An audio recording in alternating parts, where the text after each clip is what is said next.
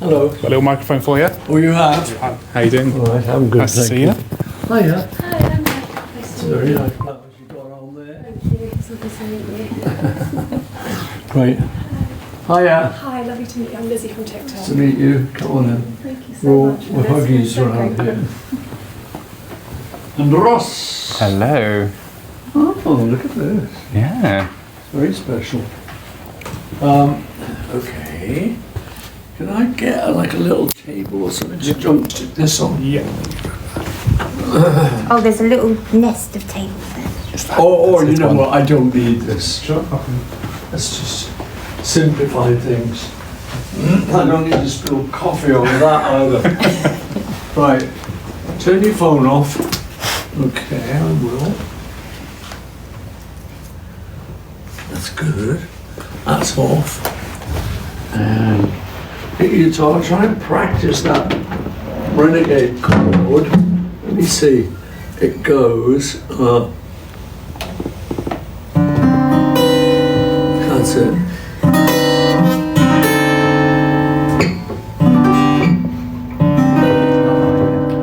I mean, I don't know what that chord is. Well, you see my little thing. There you go. Okay. Grab those. Yes.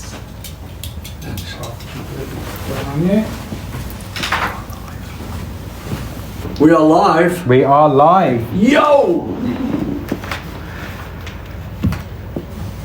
Well, you got your bum as the opening shot. Nice one. Hi, Paul. Hi, Ross. Hi.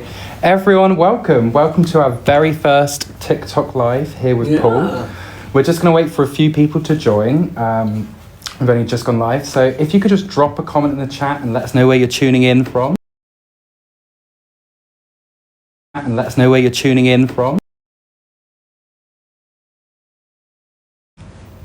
Where are you tuning in from?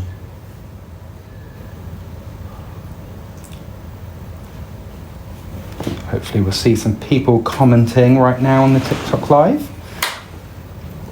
What are they saying? Lots of heart emojis. Oh, okay, we like heart emojis. Okay. Right.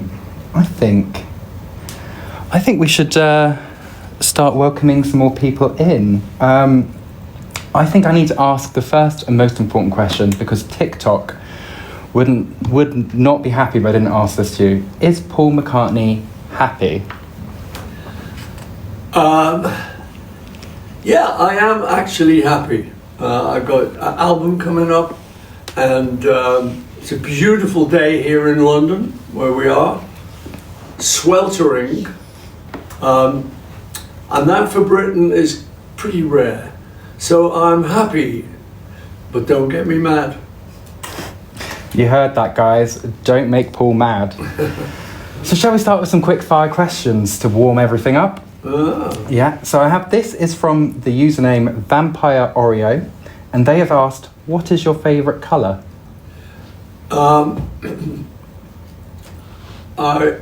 Blue came into my mind, and that is probably my favourite colour. But I also reminded of my mum years ago, who her favourite colour was green, and I always thought why? It was because she was from Ireland. Oh. The family's from Ireland. So how about blue-green? It's giving the earth. The earth. Lovely. And this question is from Daisy Cakes 4. What are your favourite pair of shoes? Favourite pair of shoes? That's a very silly question, Ross. But I do like, I've got into slip-ons. Mm-hmm.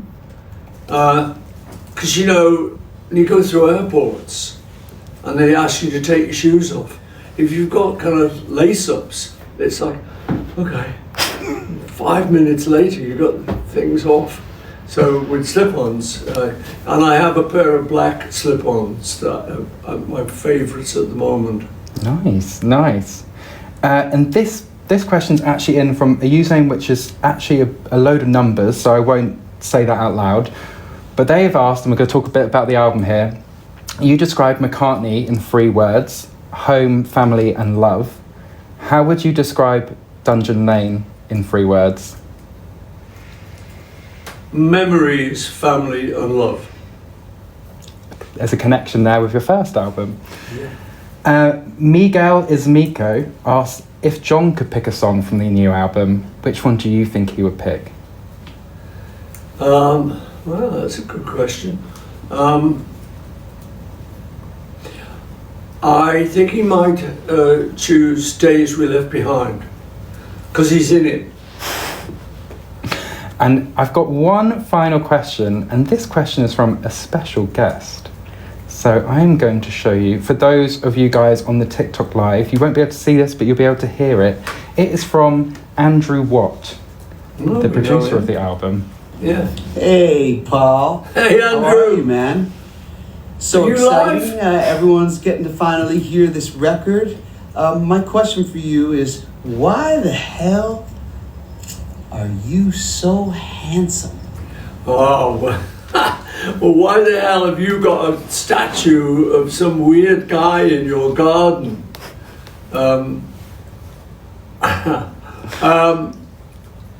Yeah, and that statue Andrew just showed, he was on holiday in like Italy, I think. And someone had done this statue called Orpheus, but it was clearly my face. So Andrew ended up getting it, and it's now in his garden. So I think I'll avoid that question with that answer. I mean, you're immortalised in stone there. Okay, we actually have a copy of the album right here to hand to you. Yeah. I thought we could do a quick little unboxing. Nice. I think it's great that Here it is. the album was obviously designed with you and David Lane, and inside we have a silkscreen collage done by Kate Gibb, and some extra help inside the album from Josh McCartney and your daughter Mary on the portrait. Yeah.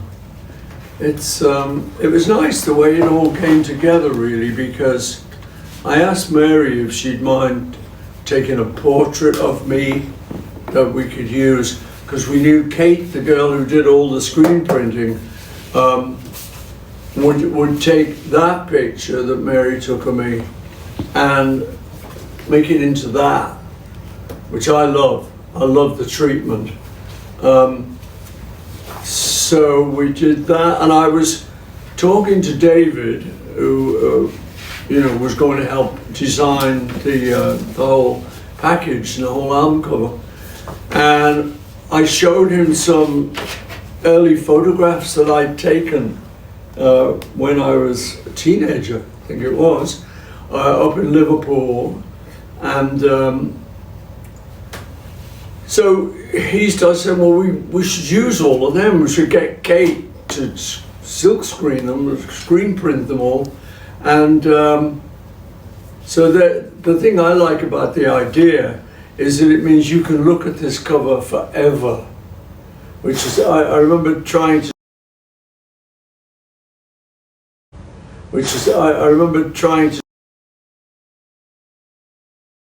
because I always remembered going into Liverpool city centre and buying a record. It would be vinyl in those days. And on the half-hour journey back on the bus, you would just sit there and just get into every little thing. Oh. And there's a lot to look at on this thing. A lot of childhood pictures of me, my brother Mike,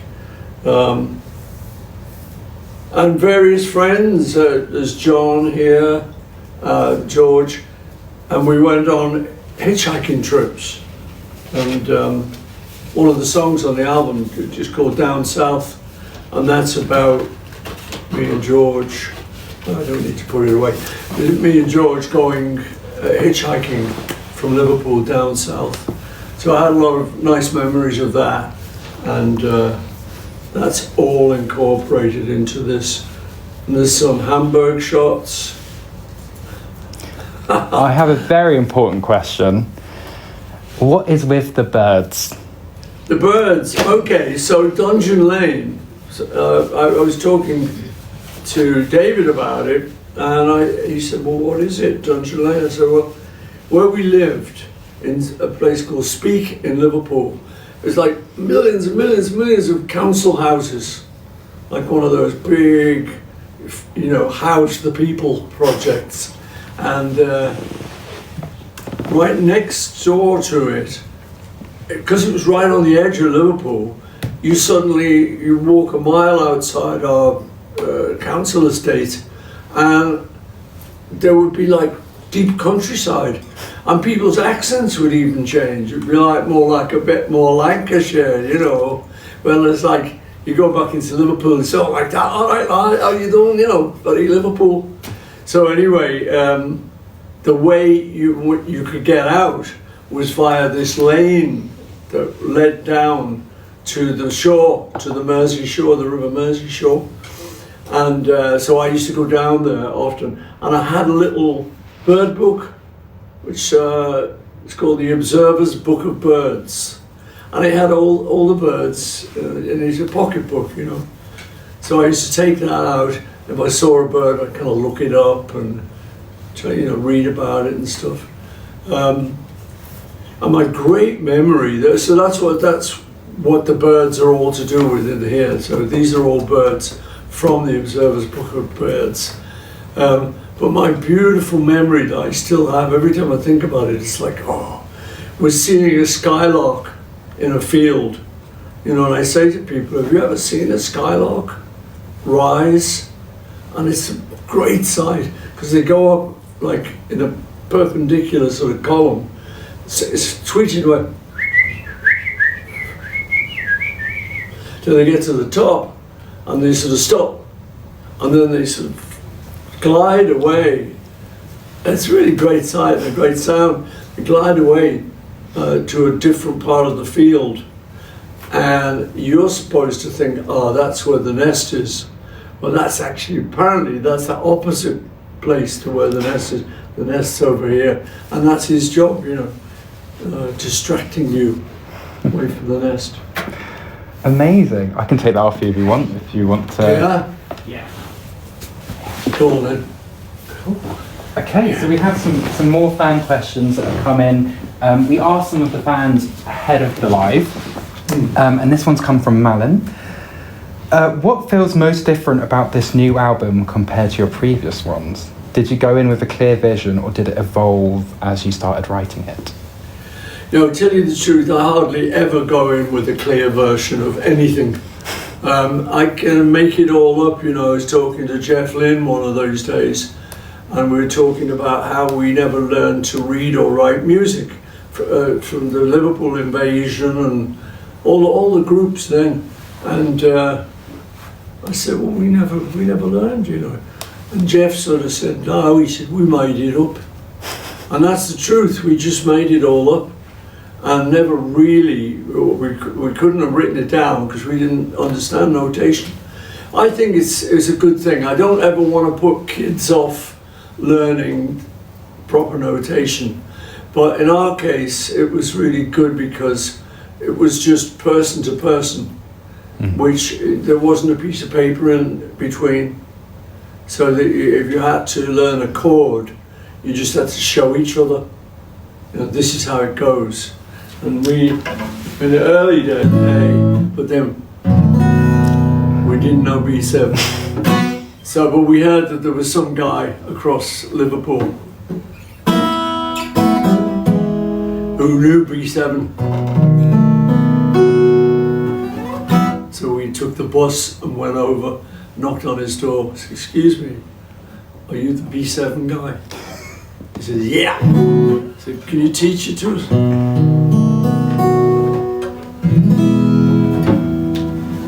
So he did, and that was basically how we continued. You went on to all the other chords and gradually stockpiled all the chords you knew and the chords you needed for the songs you were writing or for the songs you were copying.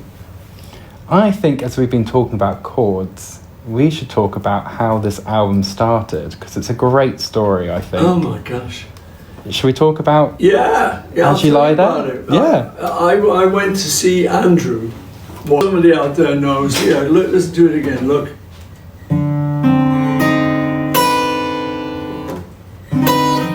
It's got to be sort of something really related to G, because it.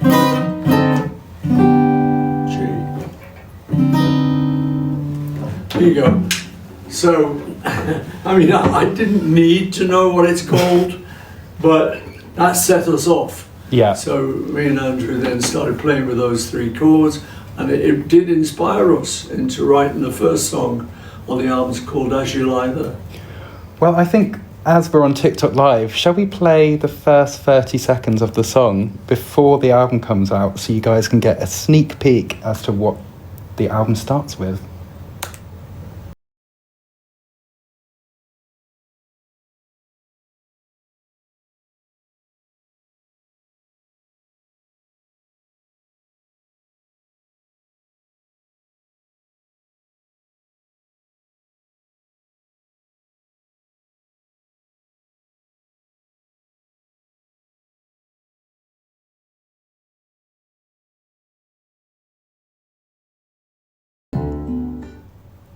Do I ever cross your mind?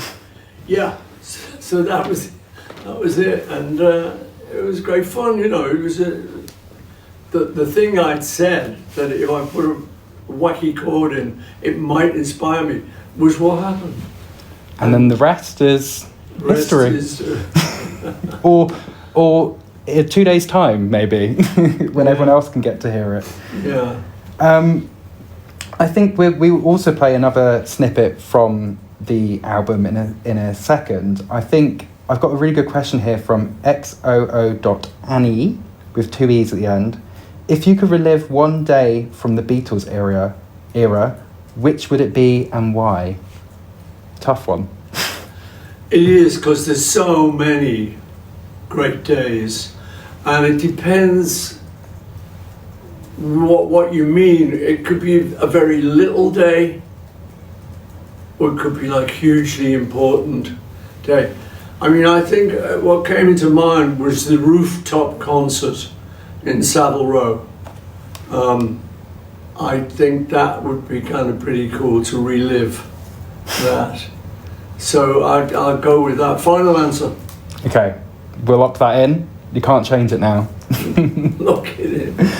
And I think talking about memories and the Beatles kind of leads on to the other song I might play a snippet from, and you kind of mentioned it earlier, which is Down South, and this is all about you and George hitchhiking. And I think you've got a very funny story about George getting electrocuted. Well, yeah, we were hitchhiking from Chester, so the song tells the story roughly of our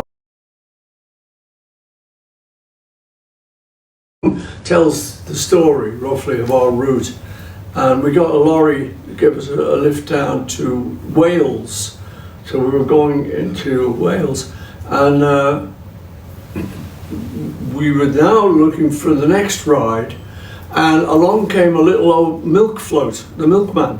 It had the milk on the back, and those were electric cars, which was the first ones you'd ever seen.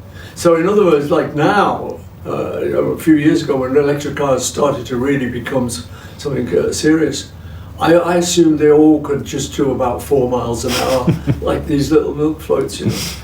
Not true. They can now go zoom. Anyway, so we got a lift off this guy, and he sort of said, you know. So George jumped in. There was the driver, George jumped in, and then me. And George had to sit on the battery of the electric car, which was in the middle, next to the driver. So it was great. We were going along, enjoying ourselves, chatting to the driver, and suddenly George goes, "Oh, oh, oh!" He jumps up. Whoa, what's wrong? And he had a pair of jeans on, which had a zip on the pocket at the back, and that zip had connected up the 2 points of the battery, and it had gone electric, you know, it had gone red hot, and it burned him. And later, when we found somewhere to stay, you know, he showed me, and it was like a zip burn. He was branded. He was branded. The funny thing is, though, about memory, was that I was talking to Olivia Harrison, George's wife, and recently, and she said, "Oh, I love that story where you got burned, you and George." I said, "Well, it wasn't me, it was George." So the memories had just morphed slightly, and in her mind, and in George's mind, presumably it was me that got the bum burned. I'm guessing you don't have a mark, so. Well, I think because not on TikTok Live. Let's play Down South snippet then. Okay. Nice. We talked about guitars and rock and roll. Yeah. Amazing. I'm actually going to ask the fans now to help pick the third song we might listen to. So we'll come back to that.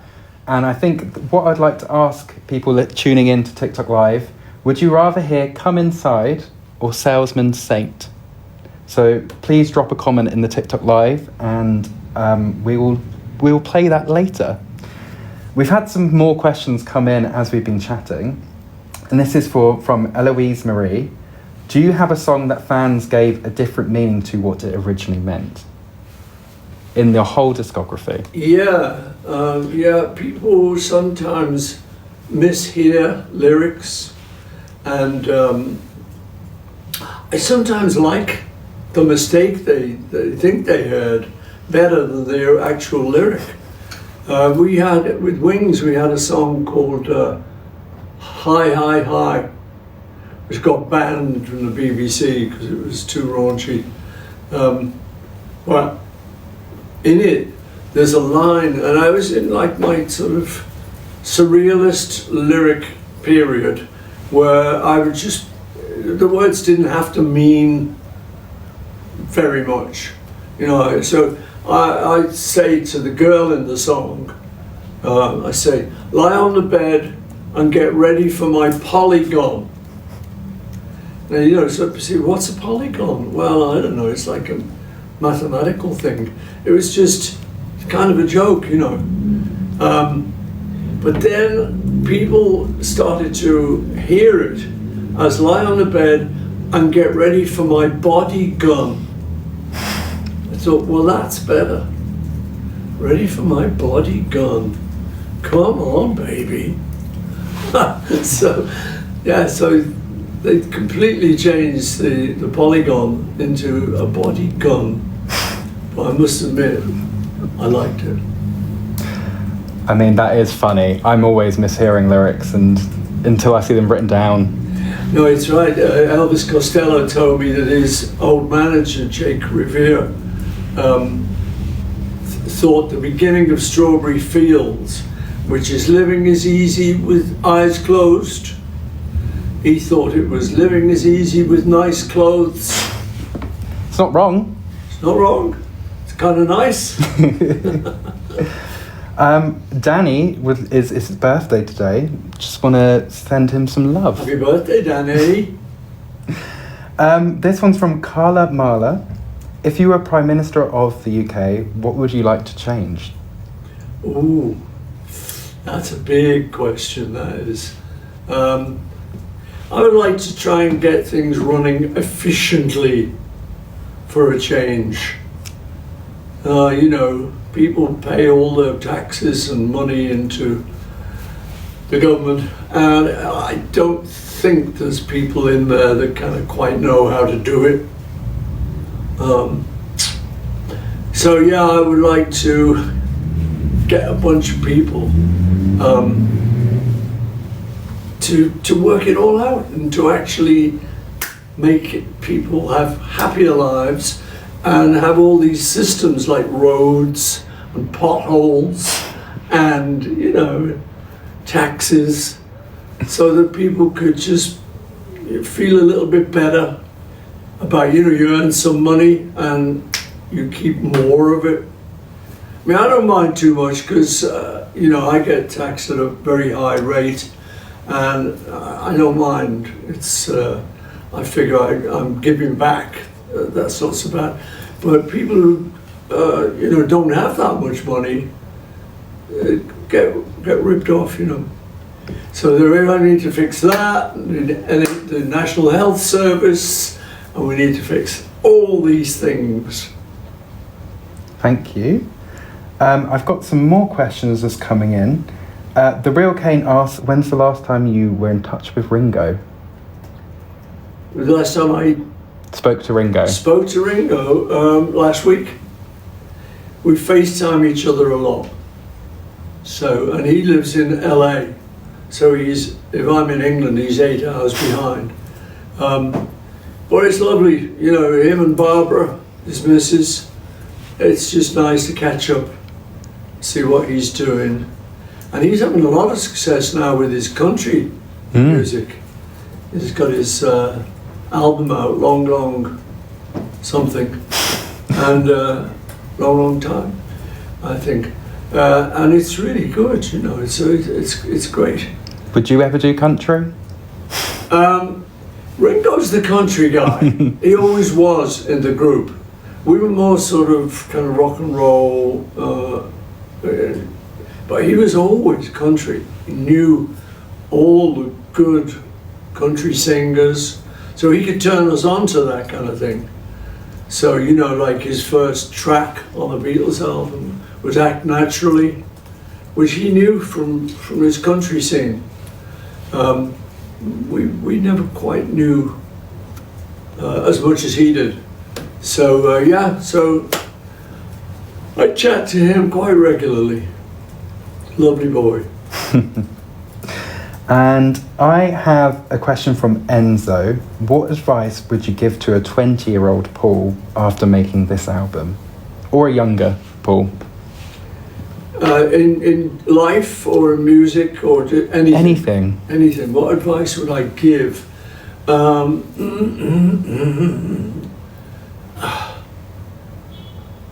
don't know really. Try and believe that all is possible. All things are possible.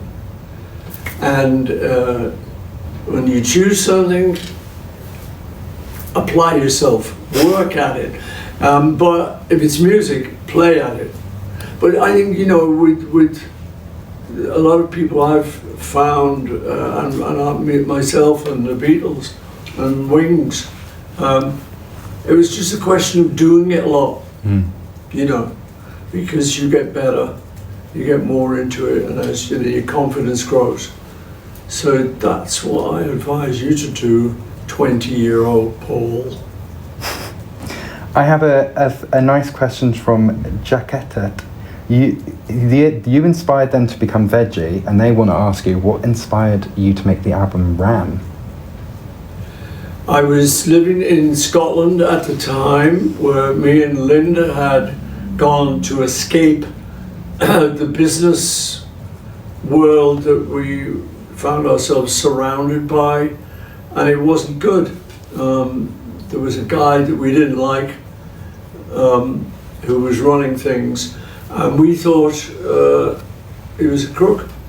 So we just thought, great idea, let's just go.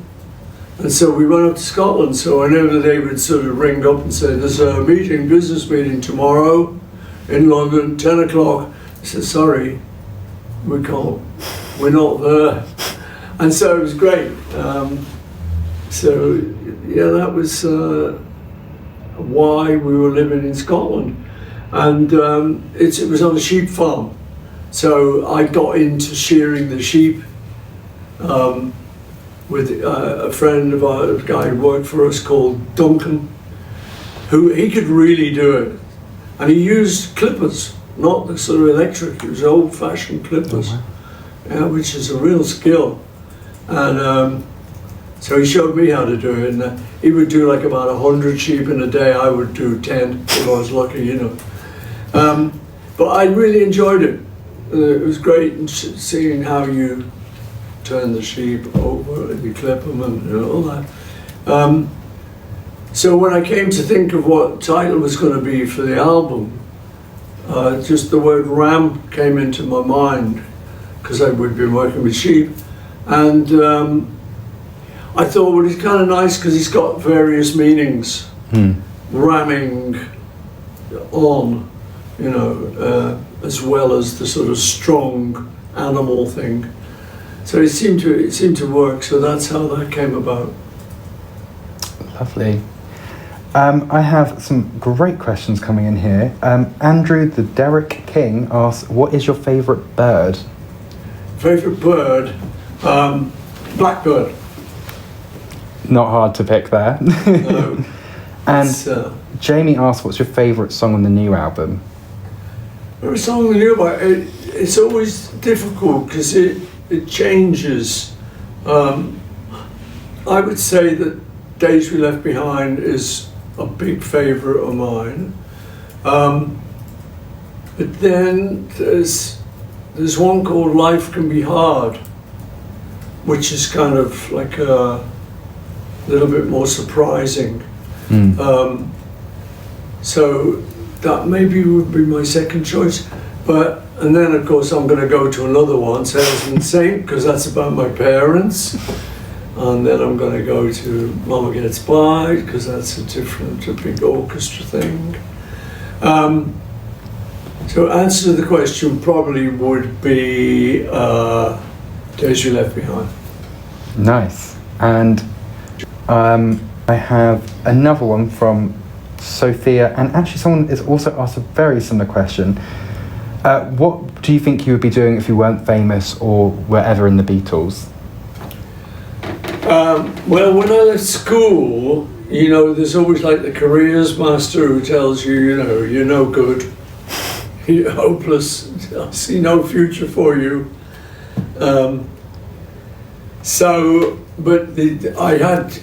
I'd done not very well in my exams. I had a couple of qualifications, and they told me I could maybe be an English teacher. Oh. So I could have been your friendly English teacher. You hear that, TikTok? Paul could have been your English teacher. I probably would have enjoyed that because I like that subject, and I like English literature and stuff. So that was my fallback position. And I can just see on the comments coming in that I think we have picked a final snippet to play, and that is Come Inside. So shall we play it, and we can talk a little bit about Yeah, Come Inside, that's my other favourite. They're all your favourite, Paul. Yeah, really.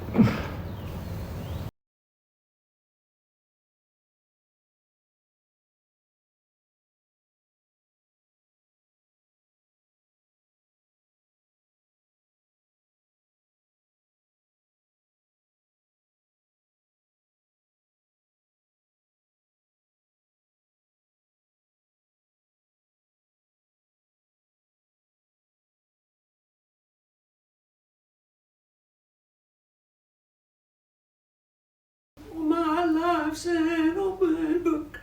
It's a bit of a rocker, that one. It's a wee rocker, yeah. Okay, well, there's even more questions coming through, so we'll try and answer a few more before we finish up for the day. So this one's from Sheil. If you had a chance to go back in time, so not Beatles, any time in the period, where would you go back to? Ooh, where I go back to? It's a creepy question because the periods you go back to, you kind of think of them as romantic, wonderful Dickens and stuff, but it was probably terrible. It's probably the hygiene and everything, and so I don't need to go back that far. Then I would just go back to the 50s. 56 when Elvis arrived on the scene. Nice. That's a bit more hygiene. Yeah. Don't have to worry about plagues and people crapping out of windows. I have a good question here from Oscar. How does it feel seeing your music go from playing on radio, TV, being played in clubs and vinyls to now being played on Spotify and being on TikTok? Like, you've been across many different eras of music. How does it feel always changing? It's great. I love it. It's, as you say, we kind of started off with 45 record, and then the LPs, the vinyl albums, and went through cassettes, CDs, and then finally here we are with streaming. So, to me, it's another way of getting your music out. So I don't care how people choose to access it, as long as they do access it. That's all I'm interested in. I say back in the day, you never used to get music at the same time, not even that long ago. So now, it going across the world on the same day, it becomes a bigger thing, doesn't it? It really is. Yeah. It becomes a bigger thing, doesn't it? It really is. Yeah. It's so easy to just go, what are you looking for? And then there it is. And you can have it, and it's any type of music. You have African music, bossa nova, rock and roll. Anything you want, the whole music library in your pocket and your hand. I'm probably going to do 3 more questions. And this one comes from the Beatles fan club in Panama. After so many decades, what does it mean to see how much significance your music has to fans across the world? It is phenomenal. It is really phenomenal, because when we started out, we're just kids, and rock and roll was just really coming in. And we thought, if we're lucky, we've got a kind of couple of years. That's how long people normally lasted. They couldn't really sustain much more after that. So we expected maybe 5 max, and then that became 10. It was kind of, we're still going, and the scene's still there. And it became 20, 30, and now it's right up there, so it's great. It's a lovely feeling that the music we thought would last for just a couple of years has lasted so long. And people will come to me and say, my kids love your music. And that's something, the kids, because you can't indoctrinate them. They just either like it or they don't. So it's a good thing, I think. But I think the Beatles was the greatest band ever. I'm a fan. I'm glad to hear. I have it kind of works very well, because obviously you've been doing music for a while. This person has asked, how do you carve out moments to protect your creativity and to stay creative? I think you just make sure you get breaks and get rest from everything you do. I've been doing quite a lot. Just in America, I was doing Saturday Night Live, and then I was doing Stephen Colbert. So that was like a really packed week.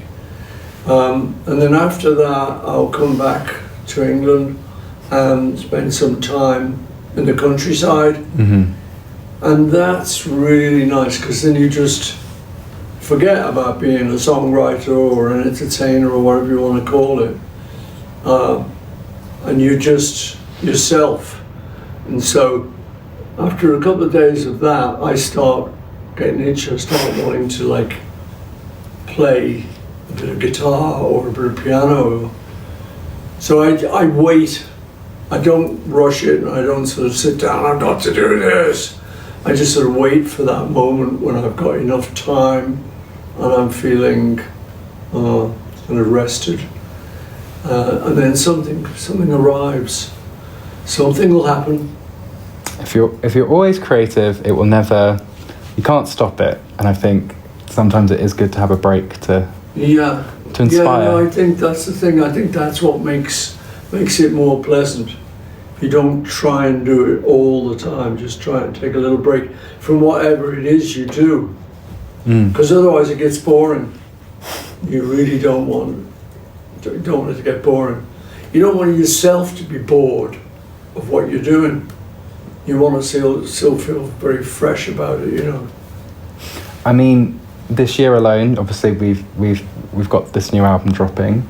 we had Man on the Run. You're always doing very different projects as well, so it's always must be quite refreshing to be jumping from the world of film to back to music. And then, I mean, is there any project you want to do that you haven't done, or you're thinking, I haven't done that yet and I want to dip my toe into a different creative well? I don't think so. I think there's like so much going on, like you say, from various media, that I'm quite happy.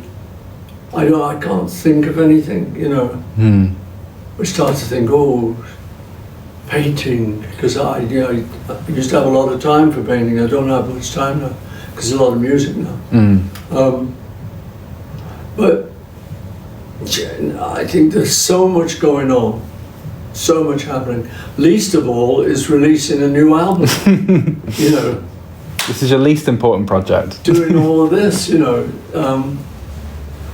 so there's always something interesting going around, and I love that.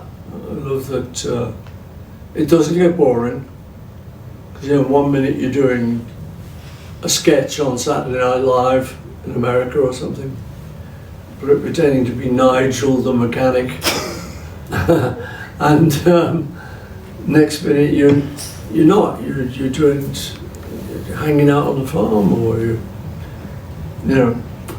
so it's great. I think the diversity really helps. And by the way, Ross, I think you've done a very good job. Oh, thank you. We actually are on that was our last question. So I think we just need to say goodbye to everyone on TikTok Live and just remind them what's going on this week with a certain album. Yeah. Well, that's Ross who's been helping me here. Done a great job. And he's passing me what's going on this week. The answer is Dungeon Lane. There it is. It's called The Boys of Dungeon Lane, and it's my new album. Got a bunch of songs on it, quite different songs. But I think I like it, so hopefully you will. Give it a listen. How's that for plug? Okay. Thank you, everyone. I think that is the end of our TikTok Live. It's been fun. Live on TikTok. Yes, sir.